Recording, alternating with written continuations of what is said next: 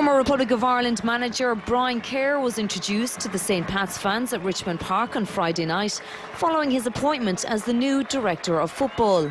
Kerr received a very warm reception from the supporters ahead of the Inchicore club's first home game of the new league season against Waterford United.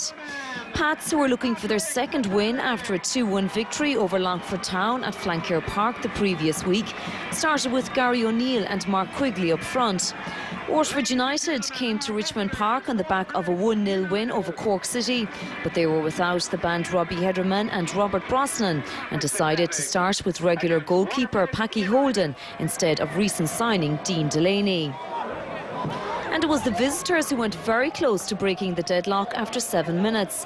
Shane Hart floated in a cross and was met by Vinnie Sullivan, but his header was impressively parried by Pat's goalkeeper Barry Ryan, and Stephen Brennan cleared the danger. Pats began to take control, and it was only a matter of time before they took the lead. After 24 minutes, John Frost's corner was cleared as far as Joseph Ndo, and Ndo had enough time to compose himself, and he stroked the ball in, but it took a wicked deflection on the way, and Holden was left stranded, 1-0 to Pats. The Saints really should have doubled their advantage when a free kick from Maguire was headed down by Foley, but O'Neill's effort went wide of the post. The home side pulled all the strings, and after 37 minutes they opened a 2-0 lead.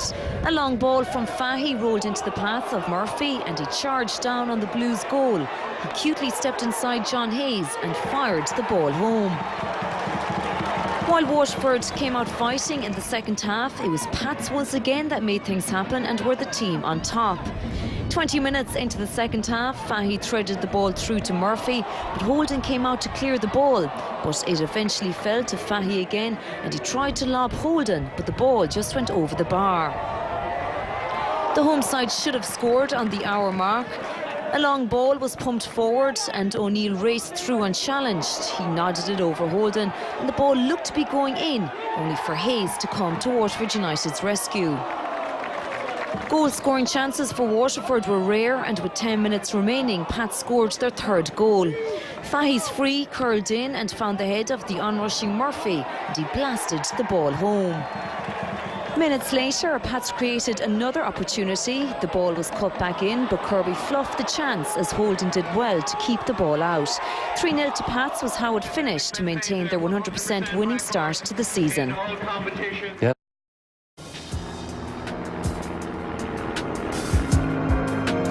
St Pat's may be on a high with last week's takeover, but on-field performances have earned them early plaudits for the way they've approached matches. We have the players to play football. The good weather's coming in. It's nice to see, people have complimented us on the way we've played so far. We've got it down and we've passed as much as we can. We've hit the ground running. Training's been great, and we're working hard for each other. We're creating chances, and more importantly, we're scoring those chances. We're not really going to get carried away with our start at the moment. It is a good start, but it's just going to be taken from game to game. I think we have to look at maybe winning a trophy this year. I mean, we haven't won anything in quite a while. It's been maybe 3 or 4 years since we won the League Cup. So we definitely want to win a competition. Gareth Kelleher's takeover has secured the future of Richmond Park in Inchicore, and new owner means new faces, with Brian Kerr returning as Director of Football. It's not a new relationship. I've worked with Brian before. We have a good relationship on and off the pitch, and I don't see any problems whatsoever. We definitely will change things. The window is closed now between now and July, so nothing will happen between now and then. And probably people talk about budgets and stuff. That probably won't come into play till probably the start of next season, when we've got the thing really established and we've got a good structural plan in place. Well, it's an excellent sign for the league. I think with all the players going over to England, people are realising how competitive the league is and how many good players are actually here, and the investors are definitely spotting that and they're willing to put their money where their mouth is, and it's a good sign, and I hope things can kick on from here. The blue ribbon, they call it, but it's red and white today. Derry City win the FAI Carlsberg Cup. St Patrick's Athletic, such disappointment for them, but no consolation, I'm sure, that they played a part in a magnificent occasion. I think everyone's recovered from the cup final. I mean, it was a bit of a downer at the time, but the good start to the league this year has made us forget about it a little bit. There was a lot of positive things came out of the cup final. The fans were fantastic, you know, and maybe this takeover wouldn't have taken place if we had won the cup final. Maybe Brian might not have come in. Maybe this might not have happened. So, you know, maybe there was a meaning for us losing the cup final. Johnny McDonald, a believer in faith. A packed Brandywell played host to two formed teams in the Aircom League on Friday night. The prize for the winner, top spot in the table. It was the away side who started best, Joseph Indoe feeding Mark Quigley, but his effort was palmed away by Jennings in the Derry goal. The 21-year-old maybe should have done better. Derry took a while to work themselves into this game, and their first chance fell to Gareth McGlynn, which Ryan was equal to. But it was St. Pat's who dominated the first half, and Quigley once again made Jennings work. 5 minutes later, Anto Murphy's cross wasn't dealt with properly by the Derry defence, but Kirby's shot didn't trouble Jennings. The Derry keeper was finally beaten in the 40th minute from a set piece. John Frost's corner met by Anto Murphy at the near post. It was a deserved lead, but Pat Fenlon will be disappointed with his side's defending. Derry's cause wasn't helped by an injury to Sean Hargan, who landed awkwardly on his ankle, forcing him to go off. The Candy Stripes improved in the second half, but they failed to create any clear-cut chances. Kevin Deary forced to shoot from distance. Derry's frustrations were summed up when Greg O'Halloran's wild challenge on Anto Murphy earned the player a yellow card. Deary once again tried his luck from distance, but Barry Ryan wasn't troubled. St. Pat's looked less assured defensively dealing with Deary's corner, but they managed to scramble clear. Seconds later, it was Johnny McDonald's side looking to seal the win, but Quigley couldn't find the finish that his break merited. Pat McCourt had a fine game on the left for Derry City, and he came closest to forcing an equaliser, but no one could get on the end of his cross. Derry City almost gifted St. Pat's a second goal when Patrick Jennings was robbed by Gary O'Neill, but the chance fizzled out and the home side escaped the danger. 2 minutes before the end, Sean O'Connor picked up a loose pass, but the midfielder's shot was straight at Ryan. It didn't matter as Pats ran out 1-0 winners. Johnny McDonald's team are looking in good shape for a title challenge this season. You can see from the players he brought in, Kirby, Endo, O'Neill, and then just a new addition there, Paisley. Like, it's very strong now for competition, so good squad, and hope we just build on this now at the end of the season. We had a fair bit of everything tonight. We had a bit of passion. We were in control. We defended fantastically. Everyone knew their jobs, even the subs when they come on. But totally in control, I think. You know, and all the madness that goes on here and the noise and stuff. It was a good team performance. Eddie Gormley could be forgiven for returning to Richmond Park as Bray manager with a degree of trepidation following Pat's 5-0 midweek demolition of Dungannon. Goals were expected at Richmond Park and the 2,500 crowd assembled weren't disappointed. Mark Quigley converted from a Gary O'Neill cross to open the account 4 minutes in. If that outlined the 21-year-old's instincts from close range, his prowess from distance was evident just 2 minutes later. The striker received the ball from Frost before turning Chris Deans and beating Williams with the aid of the right-hand post. Bray were reeling and Quigley showed no mercy to the travelling team to net his hat-trick before the 9th minute. The helpless Williams was stranded in no man's land as the ball arrived over the top and he was lobbed from 20 yards. With the game effectively over as a contest, things gradually settled down and St. Pat's lost Anto Murphy to injury after this challenge. Bray momentarily threatened without causing Barry Ryan too much trouble before they also lost an influential figure. Colm Tresson limped off after pulling up chasing a long ball.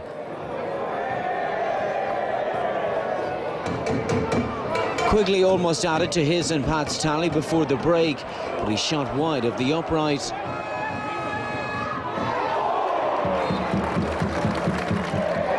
The second half won't live long in the memory as the hosts sat back and invited Bray onto them. The Seagulls' hopes of some response were aided when John Frost was sent off after receiving a second bookable offence.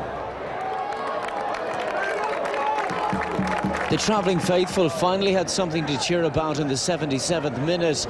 Alan Coley's deflected free kick, wrong-footed Ryan to pull one back for Bray.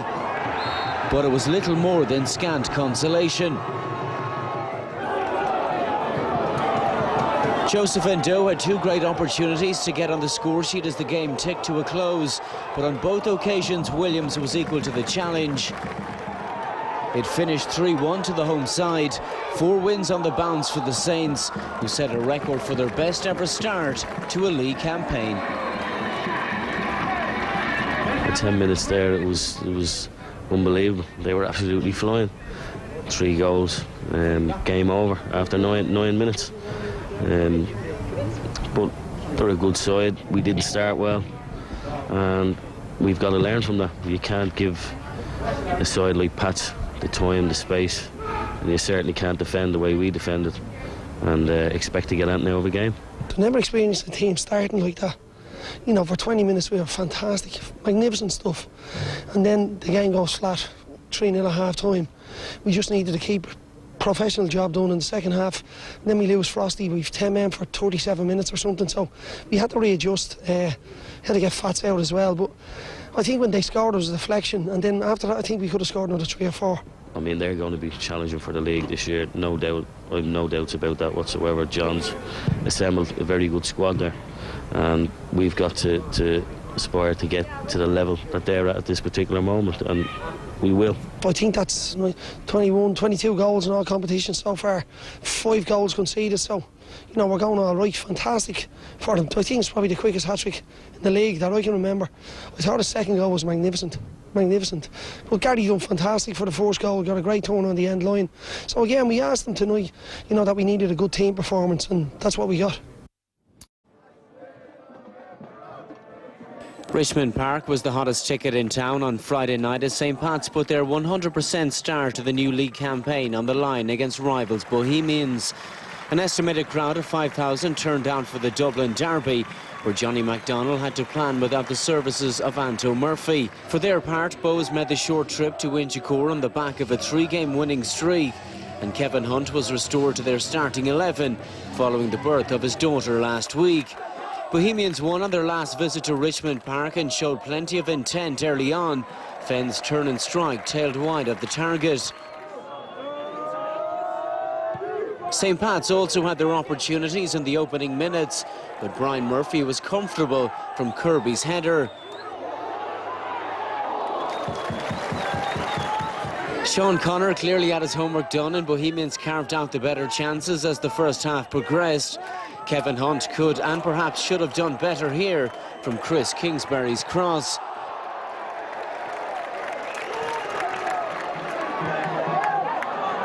Glenn Crow's movement caused the home side plenty of problems, and he combined with Hunt to tee up John Paul Kelly, but his radar was also askew.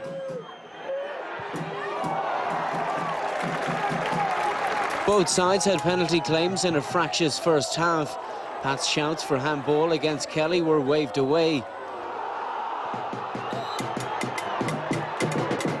That was as good as it got for the hosts in the first half, as they found themselves on the back foot. John Frost's diving intervention denied Kingsbury here.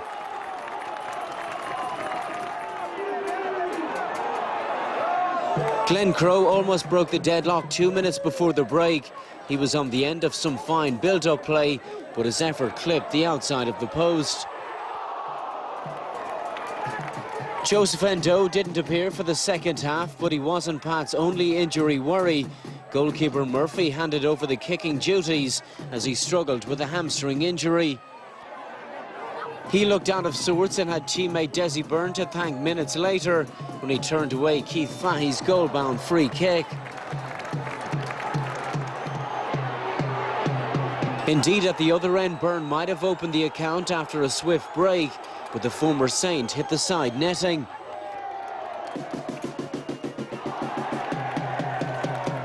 Darren Manstrom entered the fray as Sean Connor freshened things up, and it almost paid dividends.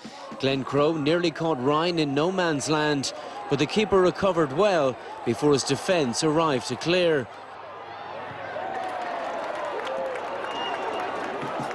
Ryan denied the striker yet again in the closing minutes. He got down well to keep out Crowe's curling effort late on and ensure it finished honours even.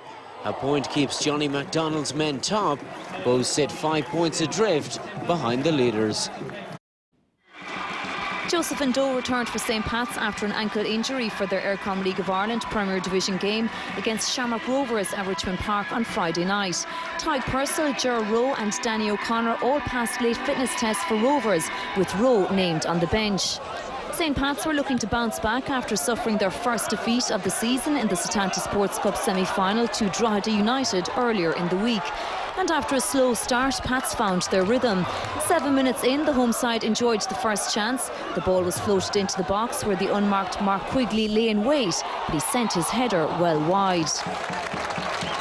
Rovers also enjoyed early chances. Rowe stepped inside Anto Murphy, but his effort hit the side netting. A hard-working Rovers really should have broken the deadlock in the 14th minute. Danny O'Connor threaded the ball through. It was flicked on by Andy Myler, but David Cassidy's effort was tipped over the bar by the Pats keeper Barry Ryan, and the resulting corner was also easily saved by Ryan.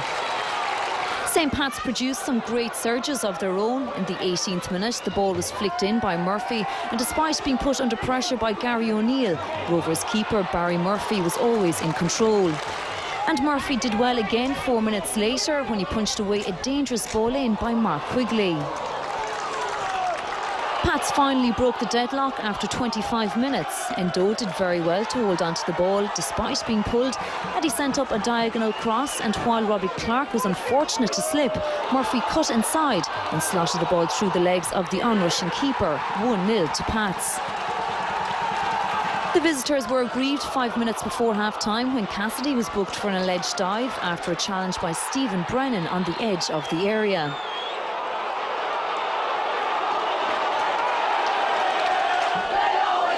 In the second half, Pats continued their search for a second and tore into the Rovers' defence on a number of occasions, although Ndo's tame effort here didn't really threaten Murphy. 6 minutes into the second half, Pats should have scored their second. After a great run by Ndo through the middle of the park, he laid off to David Mulcahy, who side-footed it to Fahy, who missed it completely, and Ndo's effort was blocked. On the hour mark, Faye's effort was saved by Murphy. From the resulting corner, Pats looked to have scrambled their second, but the crossbar and the hands of Murphy came to the rescue of Rovers. Minutes later, an excellent effort by Gary O'Neill saw the ball hit the woodwork. After 66 minutes, Rovers were handed a lifeline back into the match when they were awarded a penalty for a tackle by Keith Fahy on substitute Tadhg Purcell. However, Myler's effort struck the post. Pat's bombardment of the Rovers' goal continued, and Quigley had a great chance except for an excellent intervention by O'Connor. The second goal eventually came for Pats 6 minutes from time. From a corner, the ball found Darren Maguire, who rose unchallenged to head the ball into the back of the net. 2-0 to Pats. Rovers, however, ensured an exciting finish when they pulled a goal back minutes later. Davy O'Connor swung in a low ball, which was headed home by Purcell. 2-1 to Pats was how it finished for their 7th league win of the season, and it was good enough to send them 2 points clear at the top of the table. The Rovers, it was their 3rd defeat of the season. Obviously very, very disappointed. So the goals changed it really. I mean, I thought we started very, very well. First 20 minutes we had a great chance when David Cassidy went straight through. Maybe should have done a little bit better with that. And they got a goal out of nothing, and it did knock us back on our heels a little bit. And then you're kind of chasing the game a little bit, and second half we took a few chances. But I thought performance-wise, I thought we played very, very well. Happy at the end. I mean, we should have had the game wrapped up in the second half. First half very tight for the first 25 minutes. Couldn't play, kept it really tight. They started out their stall really well, and Anto chips in with the goal again. Fantastic stuff by Joseph for the goal, absolutely fantastic. And confidence was good going into the match. Even, people talk about the game on Monday. We had to be very careful this week the way we trained. It was more recovery sessions than physical training and stuff, and little sharp sessions. But we got it right. Players were bang on coming into the game. Thought we were fantastic in the second half. We can't score every time we go forward, but we want to score. Got the second goal. Delighted for that because we've worked hard on our set pieces. Good to get the goal from that one, and You know, they threw 6 or 7 up near the end, helter-skelter at the end, but I spoke to their lads before the game and I said no matter what happens in the game, Rovers will keep going.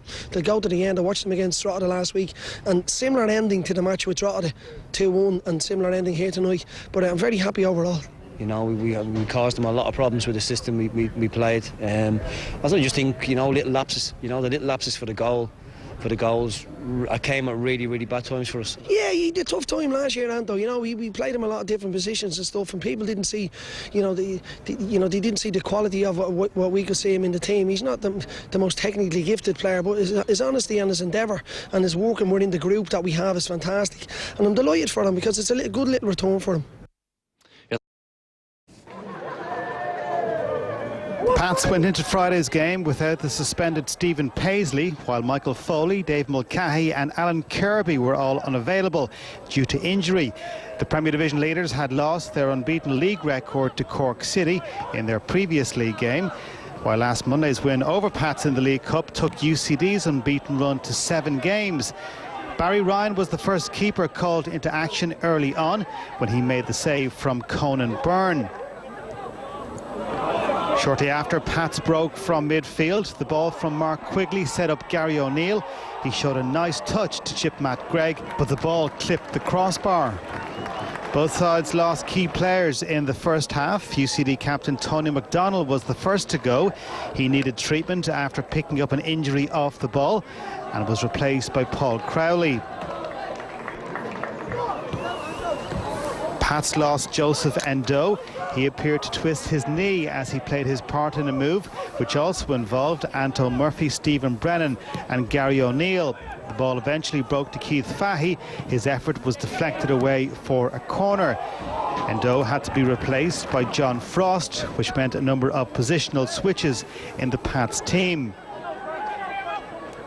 Ian Birmingham gave himself a sight of goal from distance, but Barry Ryan wasn't tested. Anto Murphy was also off target at the opposite end after a Keith Fahey cross was only partially cleared. Leeds United manager Dennis Wise was among the spectators at Belfield on Friday night, with Mark Quigley rumoured to be the man on his wanted list. Quigley, who played 9 times under Wise when he was at Millwall, was the man who gave Pats the lead. After UCD lost possession in midfield, he collected the ball and was allowed to make progress up the pitch without a tackle from the opposition. His left foot strike from well outside the box was too good for Matt Gregg. 1-0 down at the break, UCD made an encouraging start to the second half. Shane McFall flashed the ball across the face of goal. Just before the hour, Pat scored the second goal of the evening, which it seemed at the time had secured the points. It was a quick Pat's breakaway goal which doubled their advantage. After Barry Ryan collected the cross from Conan Byrne, he quickly set Stephen Brennan away. His pass in turn found Mark Quigley, who got the better of Alan McNally. From the cross, Gary O'Neill was on hand to make it 2-0. UCD's response was positive, and twice within the next 3 minutes Barry Ryan was needed to maintain the 2-goal advantage. He produced the save of the game to keep out the header from substitute Paul Crowley with a little help from the bar.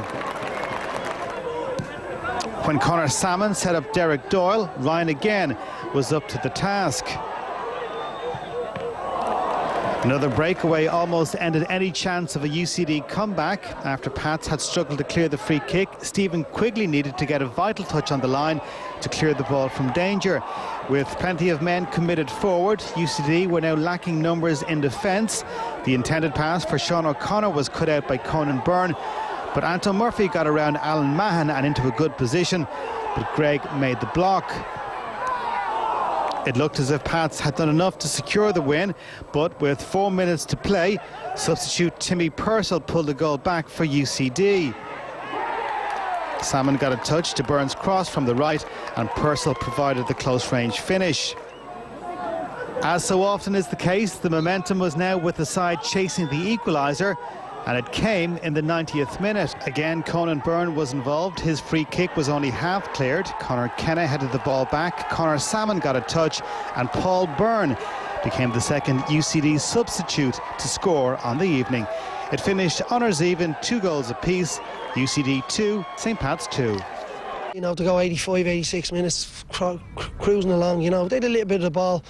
You know, it was important that we got the first goal. Fantastic goal by Mark Quigley, absolutely fantastic finish. We spoke about that in the dressing room before the game there. And we take a set piece or something, a bit of brilliance from an individual, and he did to open up the game. Then they have to come out and play, and then it opens up for us, and then we go and get the second goal. Basic errors for the 2 goals, you know. We spoke about half-time, how well we closed the game out coming in 1-0. So we spoke about that, and we needed it to do that in the second half if you're only 1-0 going close to the end. But basic errors, not stopping crosses coming in, not staying with men till the ball is cleared on the free kick. You've seen this happen on numerous occasions where teams come back and get late goal. They scored in the 86th minute, and then there's panic. We had to change things around a little bit, got a couple of injuries, but still, you know, basic errors. They didn't open us up. They didn't. The last time these two teams met, Drogheda came out on top thanks to Eamon Zaid's late winner in the Setanta Sports Cup semi-final. Tonight, Drogheda knew a win would put them top of the table, a point ahead of St Pat's, and with the game in hand. There were 2 notable absentees in the Pats lineup, with midfielders Joseph Ndoe and Alan Kirby both ruled out, but Dave Mulcahy was named on the bench. Drogheda's latest injury setbacks involved captain Declan O'Brien and left-back Simon Webb. They were replaced by Glenn Fitzpatrick and Stephen Gray, respectively. The first half produced little in the way of goalmouth action. Drogheda certainly had the better of it in terms of possession and certainly should have gone in at the break 1-0 in front. The best chance of the half fell to Stewie Byrne after only 7 minutes, but he shot straight at Barry Ryan from a great position. The away side put together a nice move on 28 minutes that opened up the St Pat's defence. Fitzpatrick was put in down the left-hand side, but Shane Robinson just couldn't get a touch on his inviting cross. The game opened up more in the second half, and Drogheda again came close to taking the lead on the hour mark. Ollie Cahill's cross from the left dropped in front of Robinson, but as he tried to find the corner of the net, Stephen Paisley got his body in the way and made the vital block. Paisley in the way.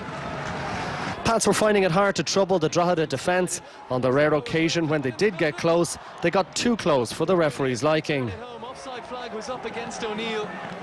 Even from distance, they weren't having much success. Keith Fahey wasn't a mile away with this effort, but again Vilmunen wasn't troubled.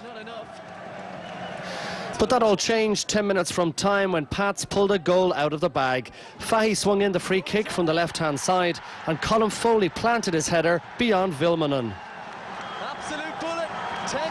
In injury time, there was a half chance for Robinson, but he never got a clean swipe at the ball. So Foley's goal proved to be the winner. The only unbeaten record in the Premier Division is gone, and Pats still sit pretty at the top of the table with 5 points to spare. Victory over Drogheda last Monday convinced the critics that St Pat's are equipped to stay the trip in the title race, but Johnny McDonnell admitted that would count for little unless they garnered the points on offer against Sligo to build momentum. Sligo have been consistently inconsistent this term.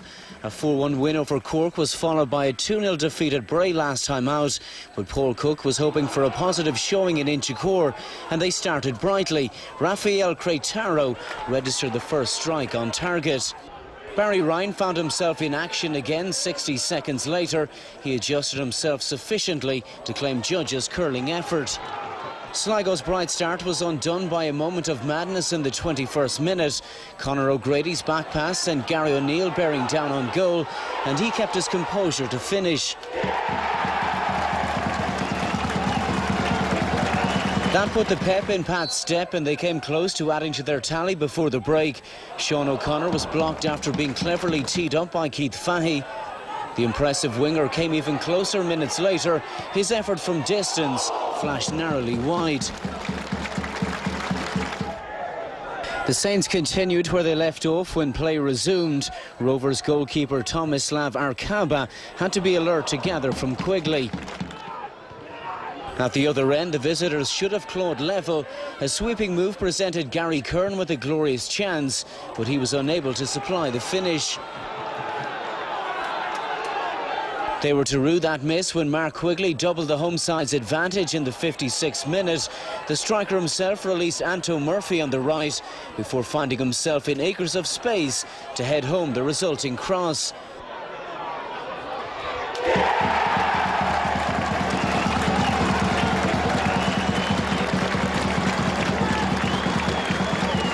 Sligo heads dropped and 2 became 3 shortly after.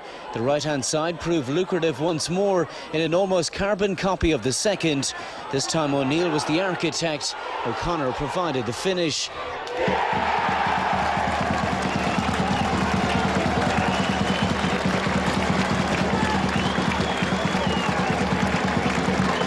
Sligo did pull one back through Turner when the ball fell kindly to him from Godosevic's cross. Some reward for his night's endeavour, but it did little to dampen the spirits of the home support as Pats moved 8 points clear. We done okay. It was a different game than the match on Monday with Drogheda, but they had a go. In fairness to them, they played 3 up front and they had a go at us, and we had to go back 4-4-2. But we didn't play particularly well, but we were very professional in what we done. Second half performance, then again we finished the game strong. You know, looked fairly fresh. 3 good goals, good passing movement for the goals. The good bit of belief there, no matter what is happening, that we're going to be okay and we get through the game. We did start well. You know, we come here tonight to cause St Pat's a few problems. We certainly wanted to attack them. We didn't want to come here and be negative. And we started the game well. And obviously, you know, Conor O'Grady's made a mistake for the goal. But I thought Conor was excellent on the night. He's worked ever so hard. You know, and that's when you have to learn. We learn from the mistakes. You can't come to places like this and gift St Pat's a goal. There is quality around. You know, the scouts here again tonight looking at a few of our players. But no, we're happy enough. We don't want to break the rhythm now. You know, we got to keep this going. This time last year, after the first 11 games, we went into the break and then we lost our momentum a little bit. But you know, hopefully we can just keep it going this season. Bohemians began the game well and created the first half chance in the 4th minute. Stephen Rice sent the cross in. Glenn Crowe got a little bit on it, but Pat's goalkeeper Barry Ryan got the final touch. Just like that. Pats got the first sight on goal on 12 minutes when Gary O'Neill cut in from the left and created space for the shot. Brian Murphy was unconvincing with the save, but no Pats players were able to capitalise on the keeper's poor handling. Bohemians took the lead in the 24th minute. A great ball from Kelly picked out Crowe on the left. His cross was met by the in-rushing Stephen Rice and he poked the ball beyond Ryan. Pats were creating half chances at the other end, but Bows managed to keep their lead intact. That's some miss there. Indeed, they could have had a free kick right on the edge of the area, right on the stroke of half-time. But referee Alan Kelly decided to book his namesake when it looked like Darren Maguire had tripped the Bows midfielder. Now that will certainly be worth another look. Bows continued to threaten though, and Crowe wasn't too far away after getting on the end of Heary's cross. By his standards, a great... The home side had to play the last 5 minutes with just 10 men because John Paul Kelly was stretchered off injured after Sean Connor had already used his 3 subs. But Bows went on to seal the points late in the game when they were awarded a penalty after Dave Mulcahy tripped substitute Darren Mansaram inside the box. Another Bows sub, Mark Rossiter, stepped up to send Barry Ryan the wrong way and put the finishing touches on a 2-0 win for Sean Connor's side. So Bohemians are up to 2nd in the Premier Division table and St Pat's title challenge takes a knock. Both sides were pretty much at full strength for this match. Galway were without Alan Murphy, while St Pat's were missing Joseph Indoe and Stephen Quigley. It was Galway who started brightest when Derek O'Brien led a quick counter-attack, but his touch let him down just as he reached the box under pressure from Stephen Brennan. 4 minutes later, Philip Riley led the breakout. He fed the ball towards Derek Glynn, but Barry Ryan managed to intercept. In the 15th minute, a corner was met by Anto Murphy, but Rogers managed to gather comfortably. Up front, there was some neat interplay from Galway, this time O'Brien playing the ball to Glynn after Brennan had misjudged the bounce, but the finish was poor. It was Pats who broke the deadlock in the 30th minute when Ryan's punt upfield was headed on into Mark Quigley's path, and his finish was perfect, with Rogers in no man's land. Galway tried to make an immediate response, and when Riley's cross was headed down by O'Flynn into Glynn's path, the striker's effort was easily cleared by the Pats defence. Galway found an equaliser when a 1-2 between Glynn and O'Flynn sent the 24-year-old racing through. He still had work to do, beating Brennan before curling his shot past Ryan to send the sides into the half-time break at 1 apiece. The second half was a close affair. Galway almost gifted St Pat's an early goal when they failed to clear from defence. The ball fell to Quigley, but he was just wide. Alan Murphy tried his luck with a free kick in the 55th minute. There was another nervy moment in the Galway defence when Gary Rogers decided to come out and play sweeper, but Gary O'Neill miscued his shot. Reggie Newtomere had a good game down the Galway right, and his teasing cross had to be dealt with by Dara Maguire. Galway were making better use of their possession, and when the ball was worked to Wesley Charles, he passed on to O'Flynn, who made a great effort on goal, Glynn failing to reach the rebound.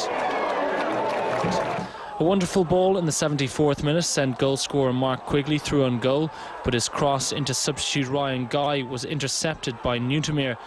A minute later, Glynn made Pats rue that missed opportunity as he rounded Brennan and Paisley and finished neatly into the bottom corner. O'Brien was finding more space late on in the game, Maguire failing to close him down, but he pulled his shot wide. Sub David Cook was next to try his luck, but Ryan didn't seem overly concerned. 2 minutes into injury time, Mark Quigley had his side's best chance of an equaliser, but his shot never troubled Rogers. It's 2 defeats in a row now for St Pat's, and manager John McDonnell wasn't happy that his side lost this season's unbeaten record at Richmond Park. How would you blame me? You go 1-0 up at home, the team is second from bottom. But in fairness to them, they worked really hard, and I definitely think they might have deserved the win, you know. But they worked really hard. But we encouraged them early on in the game by being sloppy at the back and not clearing the lines. So we encouraged them to come on to us. But to go 1-0 up at home and then to lose 2-1, very disappointed. When the strikers scored, they got all the credit. But I think 2-man tonight, everybody played really well, and that's what you need. I keep saying to the players, we can't carry 2 or 3 players. You need everybody playing on the night. And we had that tonight, and we didn't come here fearing Pats. We played them in Terryland and there was nothing in the match, so we came here to win, and I think that showed in the game. It's probably a good time that the break has come now. It's, you know, we can regroup and have a look and analyse the last few games and see what we can improve on. But also the window is coming up, so hopefully we can get a few players in. If we're going to move it on, we're going to have to get a few players in, and that's no disrespect to the players. I hear they've been brilliant, they've been fantastic, but if we need to go and keep it going, we need to get a couple of players in. Home team on Friday night at Richmond Park against St Pat's.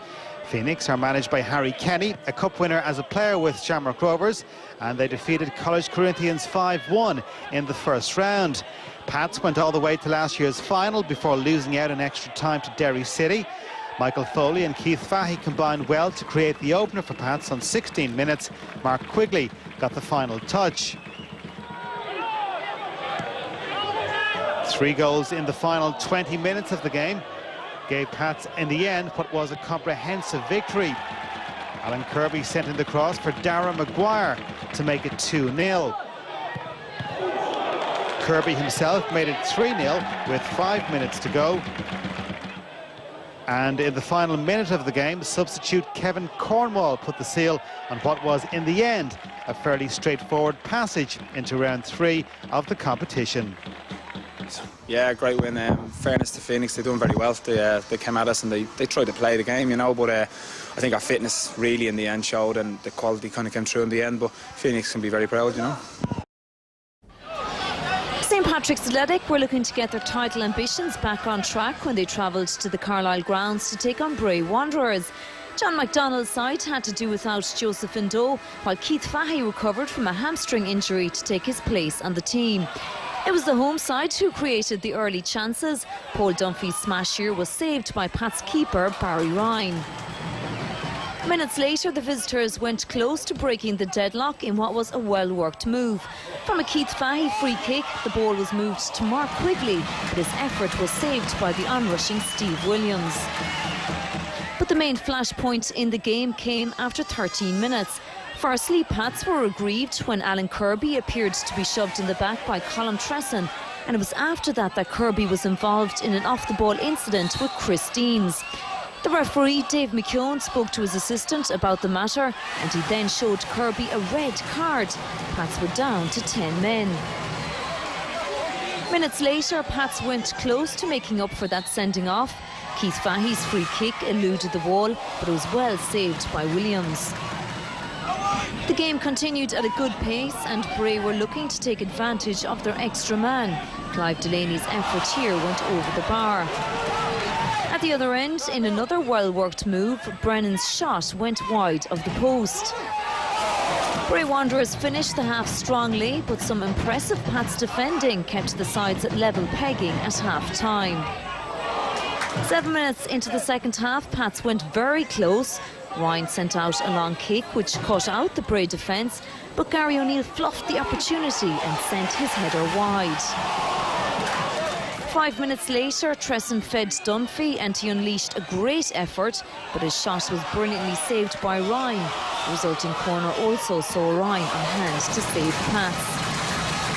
However, the visitors refused to let their numerical disadvantage affect them, and they enjoyed their best chance of the game in the 67th minute.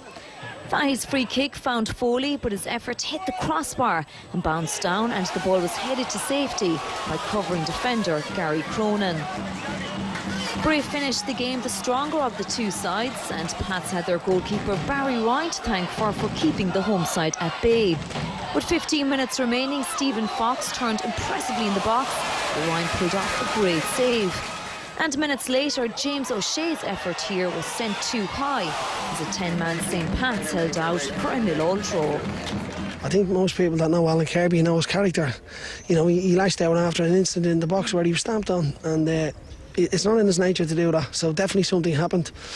The penalty decision, obviously the ref didn't give it, but it could have been a penalty, but for Alan to lash out, definitely something happened. Totally our character for Alan. Definitely didn't help us, but you know, as I said, totally our character for him. Do you respect the Pats when they had to defend? They defended very well. I mean, they threw bodies in front of the ball.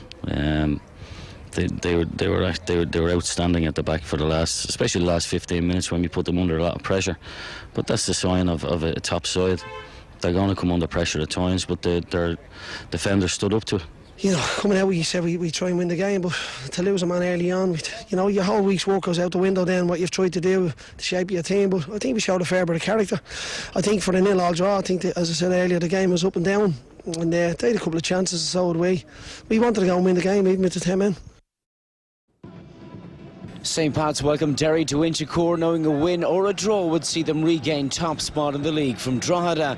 John McDonnell had to do without the suspended duo of John Frost and Alan Kirby, but Colin Foley and Darragh Maguire shrugged off knocks to be included in a starting 11. 12 points separated the sides before kick-off, with Derry apparently no closer to appointing a successor to Pat Fenlon. Greg O'Halloran was also ruled out because of suspension, and caretaker boss Peter Hutton also had to plan without Darren Kelly and Dave Rogers. Both had been the subject of intense transfer speculation during the week, and Rogers subsequently signed for the Saints on Saturday for €18,000. The first half was certainly one for the purists, with clear-cut chances few and far between. The home side lost striker Gary O'Neill before the 10th minute when he sustained a knee injury in this awkward clash. Reports suggest he may not play again this season. Michael Foley forced a save from Pat Jennings as the half developed, and the home side did snatch the lead before the break. Mark Quigley worked a shooting position which yielded a corner, and Derry were duly punished. Jennings flapped at Foley's delivery, but nothing could be taken away from Quigley's finish.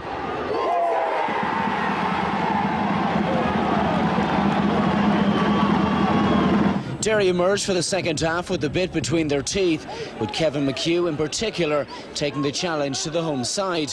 One of his breaks paved the way for the equaliser. Gareth McGlynn's acrobatically improvised finish will surely be a firm contender for goal of the season.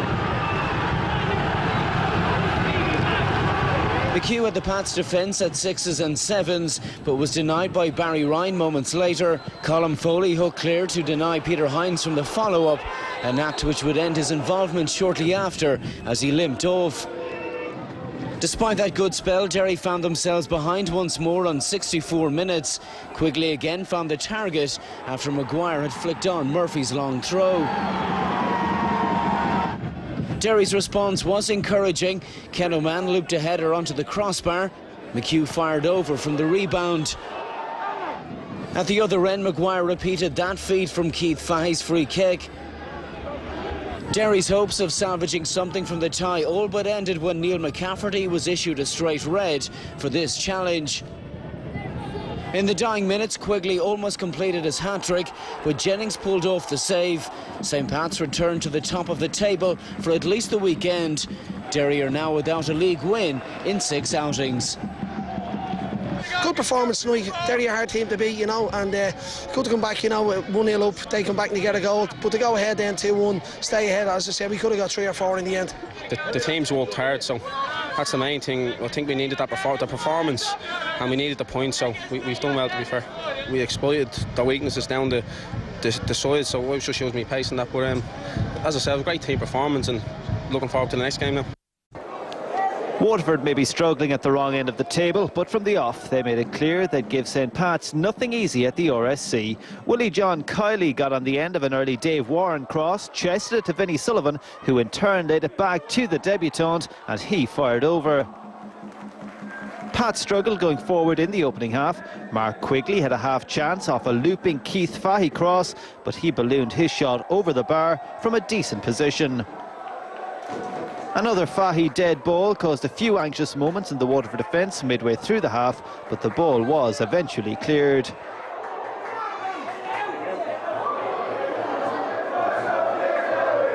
The hosts pushed forward as half-time approached. Vinnie Sullivan came close with this snapshot, but a deflection took the ball wide. But Waterford were in front by the break. Darrell Kavanagh whipped in a fine delivery. No one picked up Paul McCarthy's run, and he glanced his stooping header past Barry Ryan.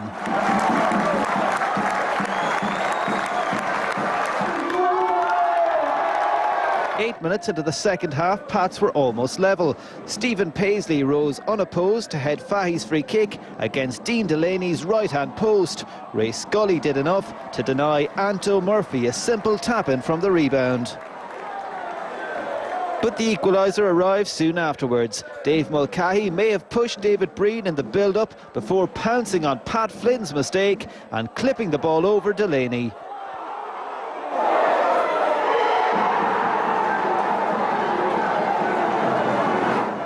The sides were only level for 2 minutes before Waterford retook the lead. Sullivan laid the ball off to McCarthy and made his way unmarked into the box. McCarthy passed to Kiley, whose pinpoint cross found Sullivan, and he put his side back in front.